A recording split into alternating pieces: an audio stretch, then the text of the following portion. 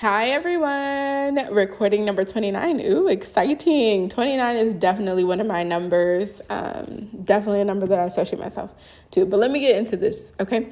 So we're going to do an adventures in the Astrals. There's a lot of connections. Today is January 15th right now.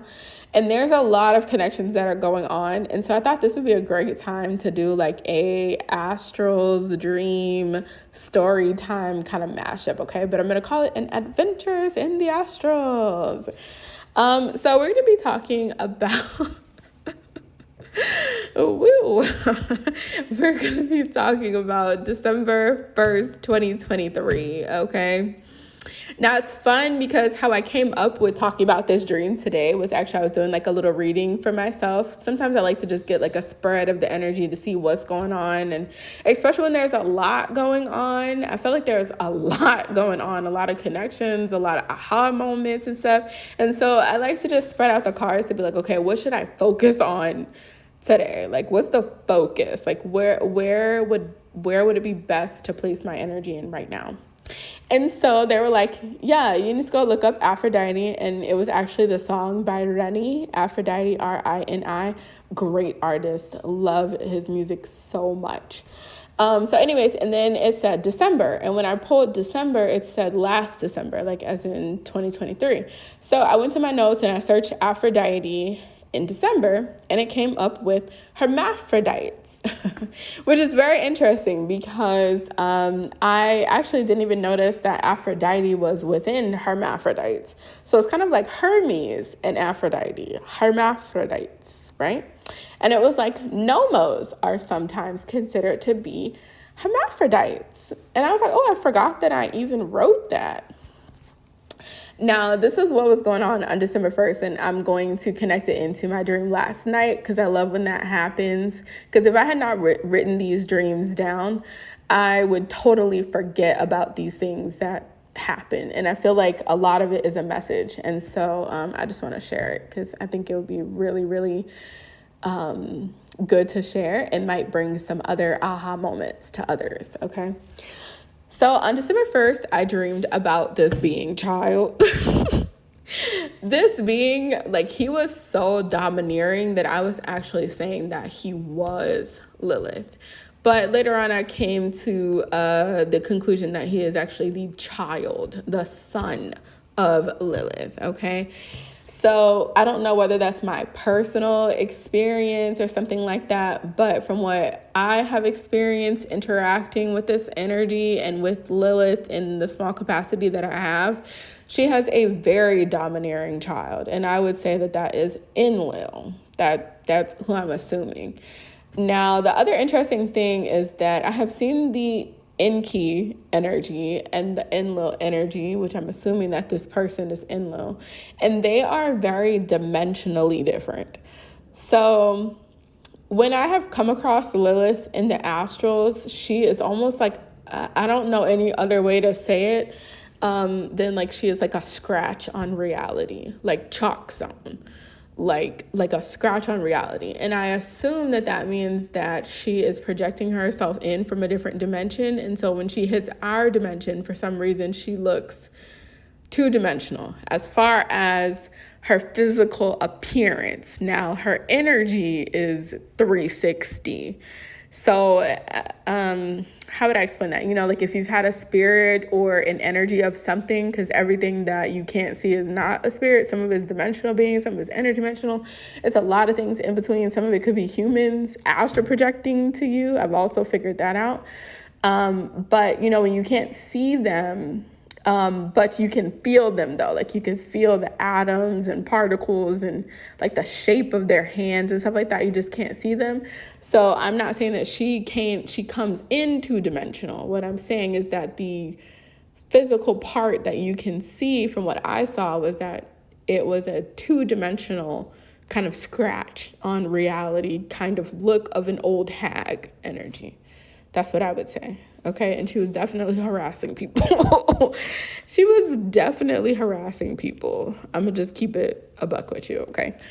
And so her son looked the same way. So she definitely had an energy signature to her and things like that. But as far as the physical of what you could see in this reality with what we can see, she looked to be like a scratch on reality, almost not real, but definitely real. Okay.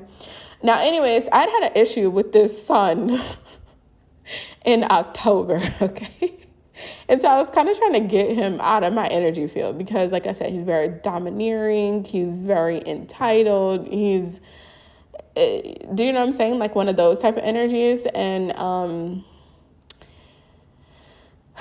I just didn't feel like really getting into that. Do you know what I'm saying? Those type of energies that you have to, it's a lot of stuff that you have to do to be able to like coexist, like just to have like just a decent conversation. And I just wasn't really in the mood for it. So I was trying to get that energy out of my energy space. Okay. Like goodbye. And so anyways, December 1st, I guess this energy caught on to that. And I ended up having this dream of like, almost like literally like battleship. Like, I kid you not, like Battleship. And it was this kind of board, like, in the game Battleship, and they have that board and you have to like put the little dots and stuff. And, I don't actually know how it works, but I know there's a board and there's pieces that you plug into the board, child. Anyways, I was seeing that he was like trying to make this X formation in the Battleship thing to like wipe out the whole board. And I was understanding that this board was representing like the like walls that I had put up. Like, so he was trying to like void out my board walls or something, so that he can get back into the energy. Now, my thing is, okay, I don't have a problem with different personalities, okay? Like, you could be domineering, and that's fine, because sometimes domineering personalities get stuff done. I like a person with a very strong sense of self and things like that. However, when you're coming over here to try to dominate me, though, that's when we have an issue. Like, I don't like you trying to dominate other people, but, like, do you know what I'm saying? But some people, how they get things done. Did I say it correctly? Some people, how they get things done. For some reason, it sounds weird. Ooh, 252. How they get things done is like to take control of the situation and put people into place. I don't necessarily mind if like it's for the common good, but it didn't feel like it was for a common good. It felt like it was like, just on some, foolishness kind of stuff. So I was just like, okay, like if you're going to try to like wipe out my wards or whatever it was representing, like just to come over here and harass me, like I'm not interested in that. So I was like trying to like mess up. Why did I say mess up, child? What? I was trying to mess up his X formation so that he wouldn't void out my thing. So I'm like, no. But the fun thing is that after that, so I was just kind of like, no. And I was like messing up the pieces to mix up his, why am I saying mix up, child? That's the second time. Like, what's going on with the mexicas? What's going on with that? So what ended up happening is that there was something in that dream that was also very significant about where the water hits the land off in the distance, okay?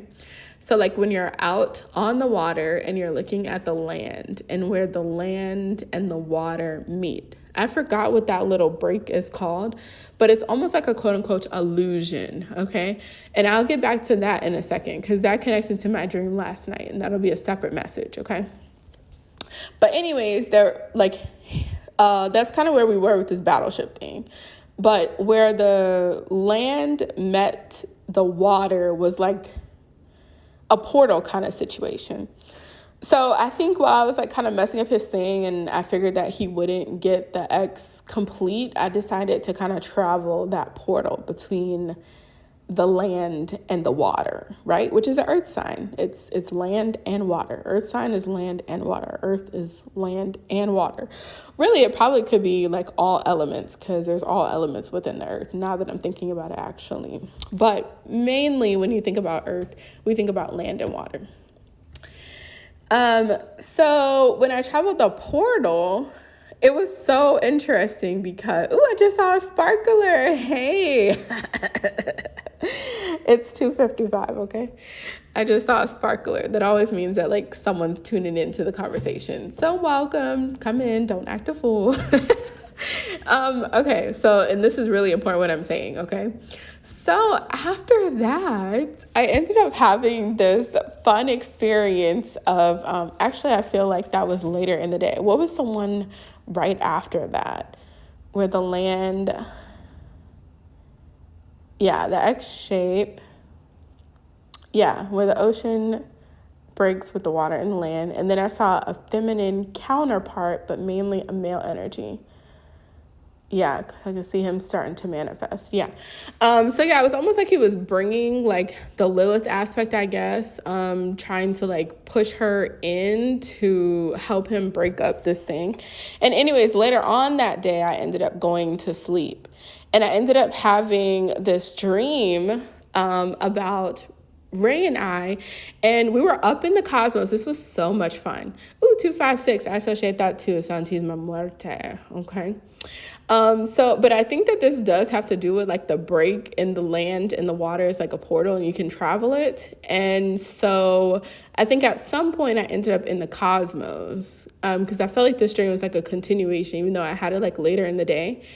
And I fell asleep like around 3:00 and it's almost 3:00 right now. So that's very synchronistic. So anyways, I was up in the atmosphere in the cosmos somewhere and I was in a spaceship and Ray was with me. And it's not very often that I see Ray in the spaceship with me. But I saw him in the spaceship with me and it was so great. It was so crazy. Okay. First of all, the ship was like halfway filled with water, which I was like, why is this spaceship filled with water? So it's halfway filled with water and then air. And then all of a sudden, I kid you not, it was crazy. There's literally like, if you look up the Nommos, there's like this specific type of style of how they draw the fish. And that's what I was seeing jumping in and out of the water. It was bananas, okay? And so I'm sitting there and I'm staring at them because like the water was like almost up to like the top of my thighs. So halfway is kind of being dramatic, but it was a good amount of water. And so I'm looking at Ray and he's looking at me and he's like, do they have water? I'm like, I guess they have water now. And so we're looking at the fish and they look so strange. We're like, what is this? And Ray's like, I don't know. And I'm like, what is this? So we're like on the verge of panicking. And then I'm like, it's cool. Like they seem fine. Like it doesn't seem like we're in any trouble. So let's just like relax. So we both relaxed and then we just started playing with the fish. Okay. And these fish were like the sweetest fish. They were like, they were almost like kids. Like not that they were kids, but their energy was very kid-like. It was very fun and playful. And they were jumping in and out of the waters. And then I realized that some of them were like pulling my hands towards the water. So I was like splashing in the water and I was having so much fun with them. And it was just like a really overall really good vibe. And so I was petting them and then all type of stuff. Okay. And then I ended up leaving there and I ended up going back somewhere on Earth. And I was like almost spreading like that fun energy to other kids, okay? So when I woke up, I was like, oh my gosh, I was like playing with Nommos. That's so fun. Ray and I were like talking to the Nommos in space. So when I said they were pulling, it literally felt like that. So again, like I'm talking about like how the Lilith energy, like you could feel her energy as like a being or some type of semblance of like a head, 2 arms and legs. It was almost like the same thing with the Nommos, a little bit smaller, but the physical thing you could see was the Nommos drawings. So you knew that they were like some other type of being, but it was almost like a sticker on them. That's kind of what I would say to a certain extent. It was almost like a sticker. And it was these Nommos drawing stickers, kind of like that. Now, the interesting thing about why I brought it up is because last year in December, I ended up going to Starbucks in the Barnes & Noble near my house.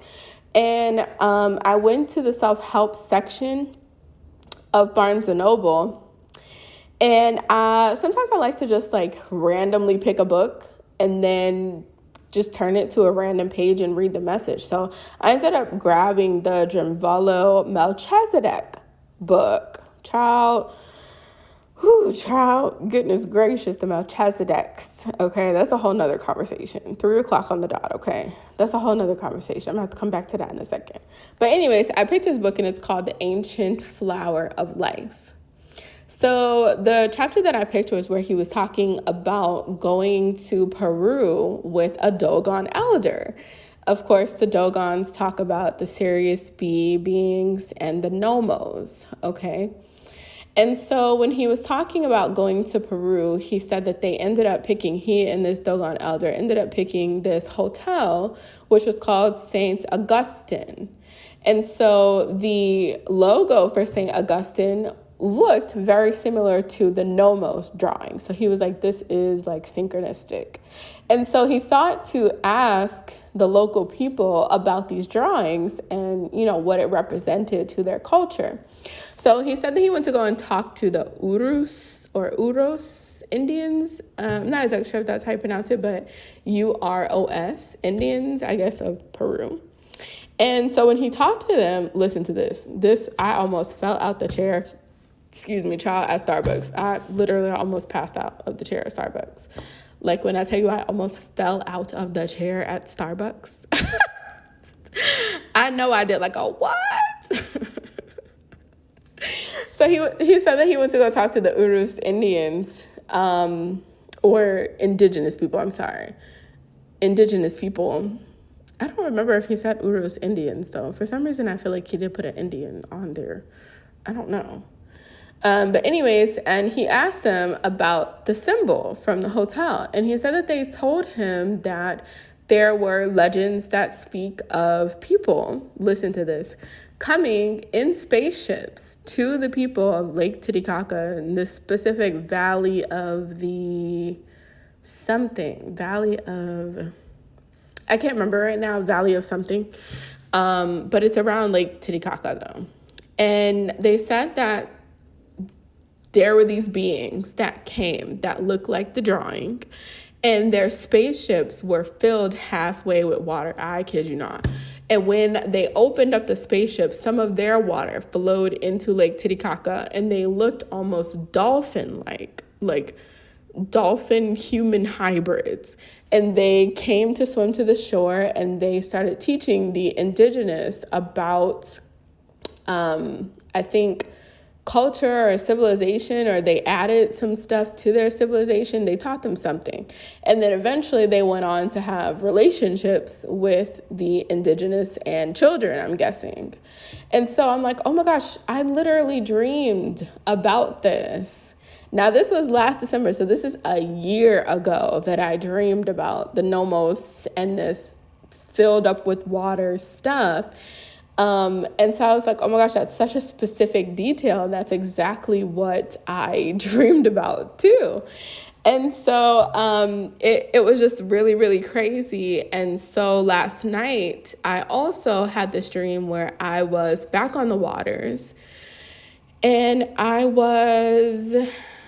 this time I was actually on the land.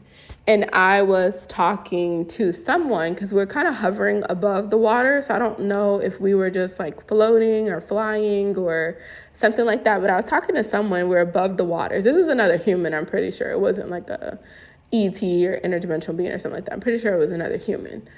And so we were talking to each other, and we were having like this kind of debate. So we were on the land or hovering near the land, and we were looking out at the break between the water and the sky this time. So last December, it was the water and the land, and we were on the water. I don't know if it was the same being though, because the other one was like this Lilith sun being. This person I think was different. I'm not exactly sure though. Because I know they have vessels on Earth and different things like that. So, I mean, it could be a different aspect, a human aspect or something. But anyways, we were like in this debate about illusions. And so when I gained consciousness in the conversation, he was like, why don't you think that this break between the air and the water would be considered an illusion? And I feel like this is where like the message comes about illusions and mirages, okay? So I'm not gonna have all the perfect words, but I'm hoping that like me mentally thinking about it and saying it will relay the message, even though the words are not all the way 1,000% there. Okay. Okay. So this is not going to be a scientific breakdown. Okay. All right. I just want to say that because, yeah. So he was asking, why don't I think it's illusion? And so what I was explaining to him is that this is not necessarily an illusion because it is based on something. Like in the way that it's perceived, it looks like it is an illusion where there's a break in that you could go up to it and fly up to it, and you could touch this break between the two. However, it can't really be an illusion because it's based on something in reality. And so really what the perception is that you'd have to grasp it from a different perspective, a different position in order to see its true nature. However, this thing that is created from this perspective is giving a deeper insight into a truth, that there is definitely a split where the air and the water meet. And most of the time, from our perspective of just being immersed in reality, we don't notice it. But however, when you look at it from this space where both of them look infinite, but also finite at the same time, it gives like an insight to a deeper realization that from the typical perspective, it's not usually seen. Do you know what I'm saying? So in that form, it's not an illusion because it's pointing to a reality. But you would have to look at that reality from a different perspective in order to actually see it. And that's why it's not an illusion. And this is the same kind of concept with a mirage, especially a Fata Morgana.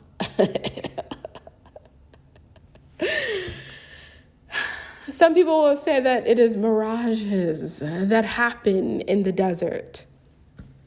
I feel like I want to be a little theatrical for a second, mirages that happen in the desert.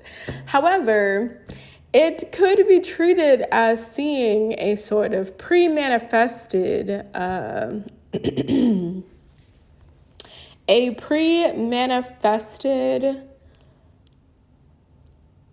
projection of your desire.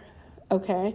And why that's really important to say is because in that sense, it's not actually an illusion.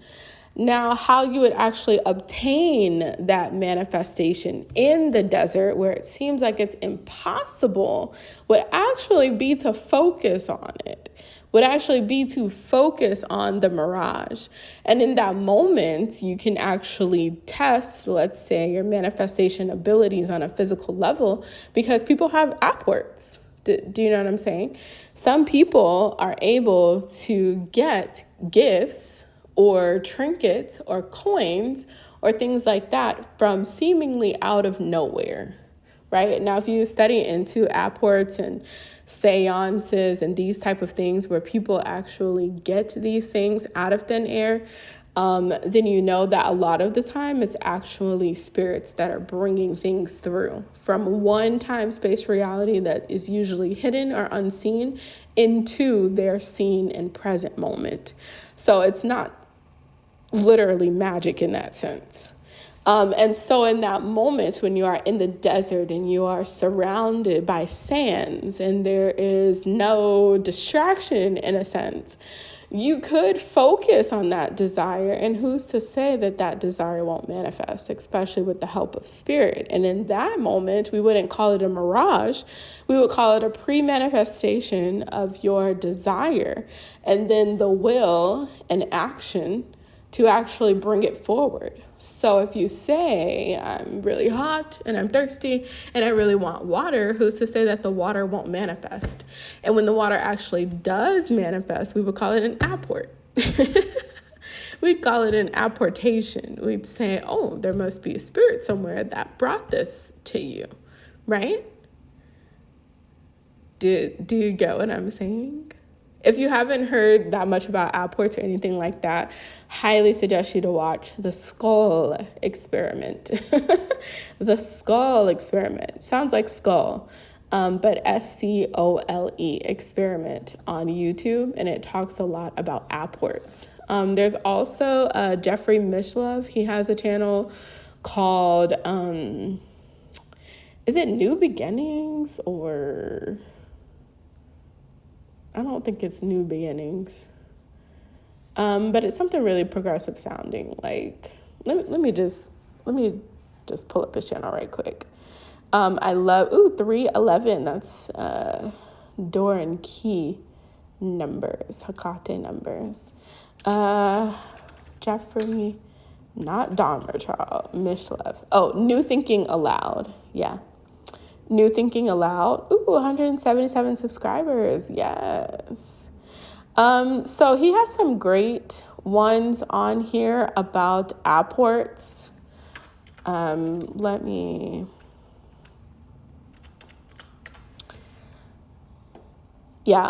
Stanley Krippner, Krippner. That's a really great one. I've listened to those, especially the Amir Ahmadin one is really, really good, talking about Apports. And